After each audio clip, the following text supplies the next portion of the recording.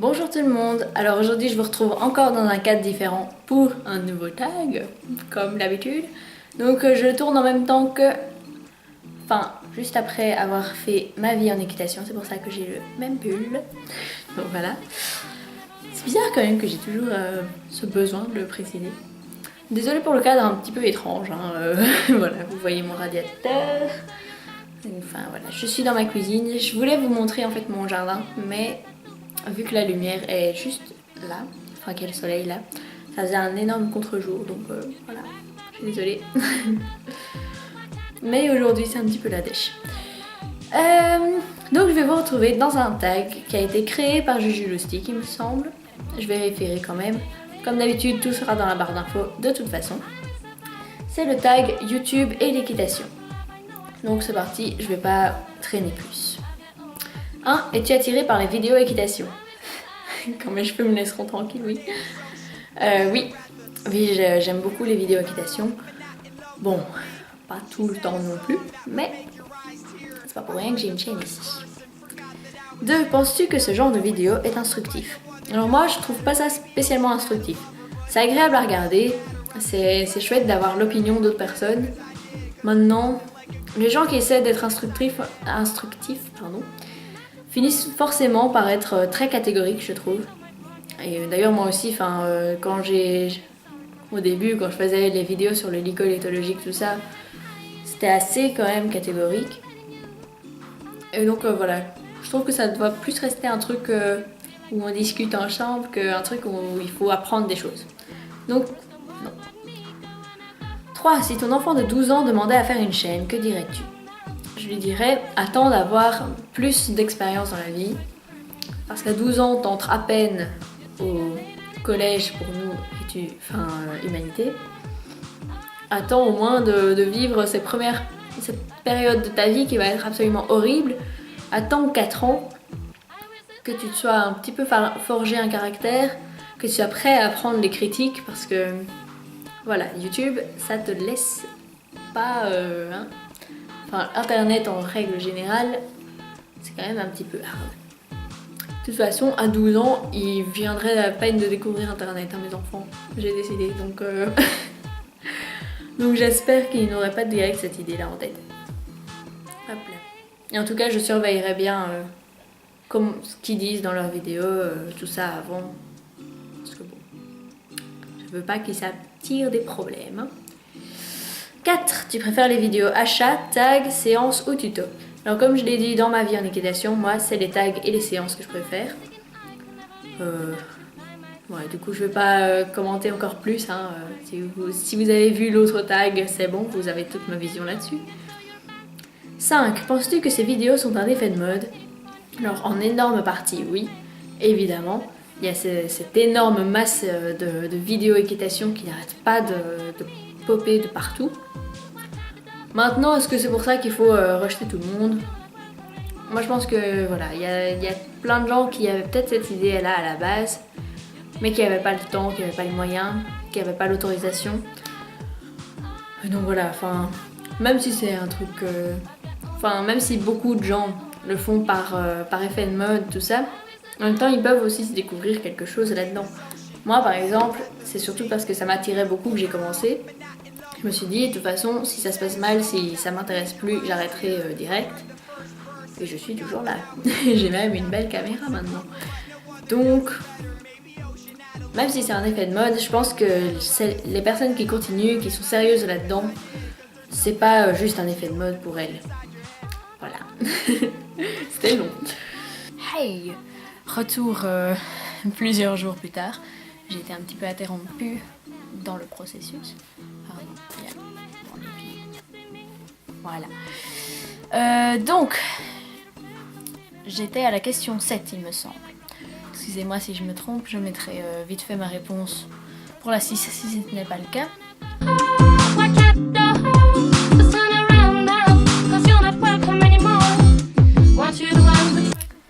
Mais donc 7, la critique a-t-elle sa place sur ce genre de vidéo?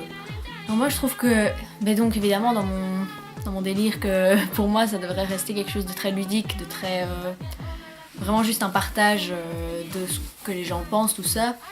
Je trouve qu'à un moment, Parce qu'il y a vraiment besoin de critiquer les goûts de tout le monde. Parce qu'on peut pas juste accepter, voilà, lui il pense comme ça, lui il pense comme ça, et c'est très très bien.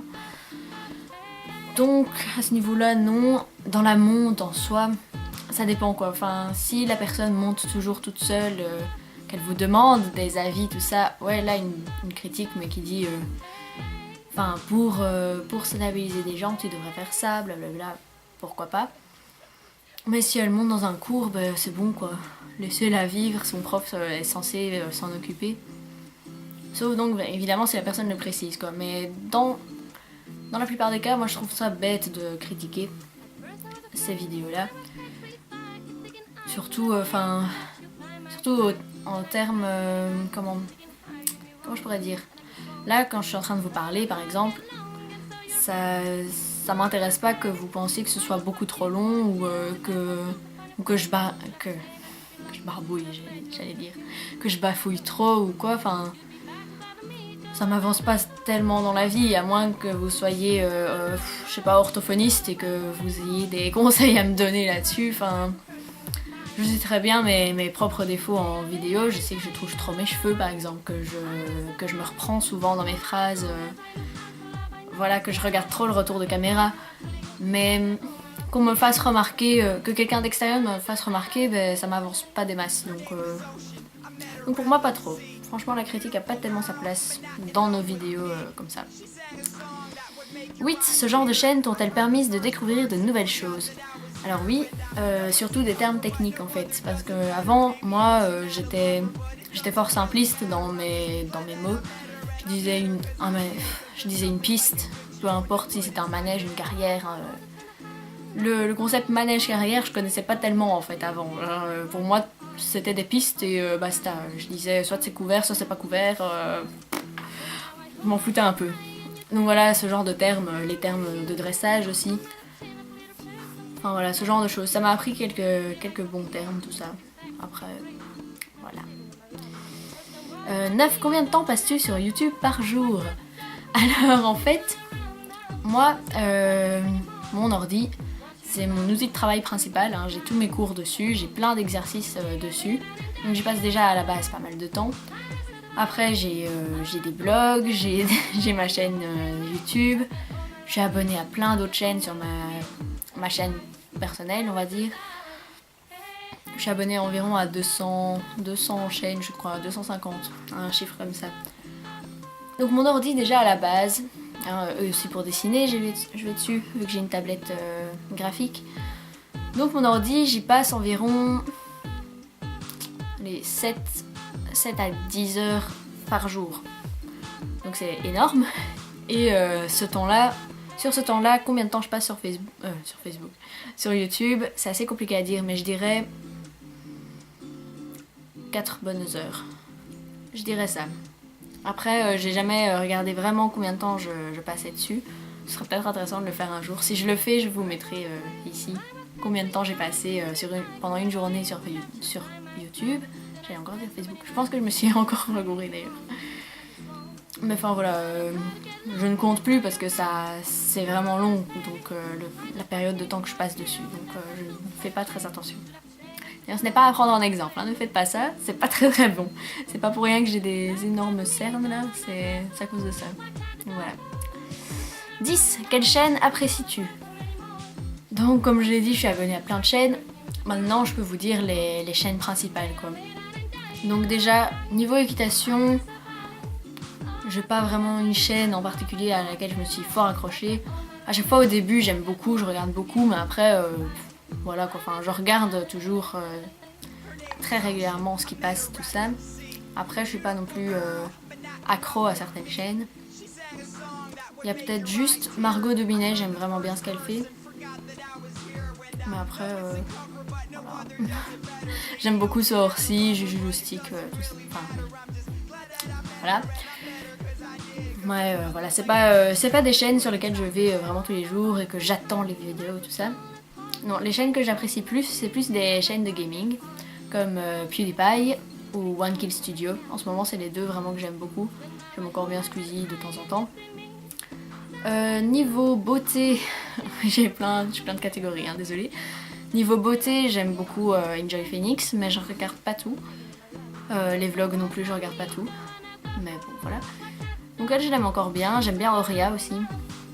Et comment elle s'appelle encore, elle? Ça fait longtemps qu'elle a plus mis une vidéo d'ailleurs. Ah voilà, ce genre de geek. Elle je l'aime aussi beaucoup. Que je réfléchisse. Après niveau musique, il n'y a pas grand chose que je suis. Enfin, je suis le ukulele teacher, donc qui t'apprend des chansons au ukulélé. Et un autre, c'est Galago Music, je pense, qui donne des cours de guitare. Mais bon, après, je suis pas non plus super fan. Et la chaîne Pokémon que je suis beaucoup, c'est Gallius. Oups, pardon, j'ai encore fait bouger le truc. Donc, si je dois résumer, je dis PewDiePie, Gallius, One Kill Studio, Enjoy Phoenix, Auria. Qui j'ai dit d'autre? Margot de Binet. Voilà, en gros. Mais je suis vraiment beaucoup de gens, donc voilà. J'ai fait sélection. 11. Que reproches-tu globalement aux chaînes d'équitation? Globalement, à chaque fois que...